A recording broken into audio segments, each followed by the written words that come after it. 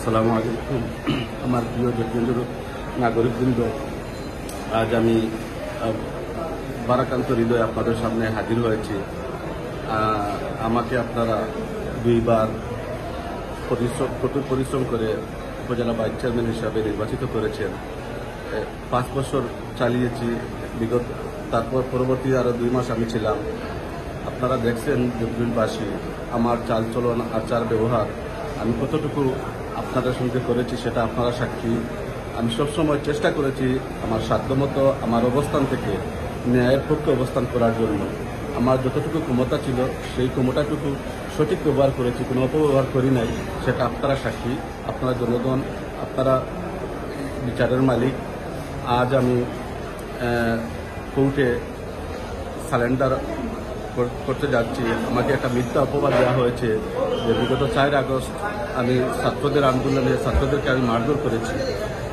আমার শুভাকাঙ্ক্ষী কে বা কারা, অথচ আমি এই 4 আগস্ট থেকে নিয়ে পুরা সপ্তাহ আমার সিলেটের ব্যবসা প্রতিষ্ঠান জিন্দাবাজারে আমি অবস্থান করেছি। যদি জকিগঞ্জের কেউ যদি ওই তারিখে বা 2-4 দিন যদি কেউ দেখে থাকেন যে আমি জকিগঞ্জে ছিলাম বা মারির মধ্যে ছিলাম, তাহলে আমি আমার বিচার জকিগঞ্জের জনগণ আপনারা করবেন, যেহেতু আপনারা নির্বাচিত করেছেন আপনাদের পরিশ্রমের মাধ্যমে। আমি আপনাদের কাছে বিচার দিলাম। অন্যথায় আমাকে হয়রানি করার জন্য এই জকিগঞ্জবাসী আমাকে যে স্নেহ মমতা দিয়ে আমাকে যে চেয়ারে বসিয়েছিল, আমি সেই চেয়ারে একটু অপব্যবহার করি নাই। সুতরাং আমাকে হেনস্থা করার জন্য, আমাকে অপদস্থ করার জন্য যে বা যারা আমার শুভাকাঙ্ক্ষীরা আমাকে এই ছাত্র জনতার আন্দোলনে আমি মারধর করেছি, এই মামলায় আমাকে 3 নম্বর আসামি করে আজ আমি আদালতে সারেন্ডার হতে হচ্ছে। আমি আল্লাহর কাছে বিচার দিলাম এবং জকিগঞ্জের সম্মানিত নাগরিকবৃন্দের কাছে আমি আপনাদের কাছে আমি আমার এই আবদারটুকু আপনাদের কাছে রাখলাম।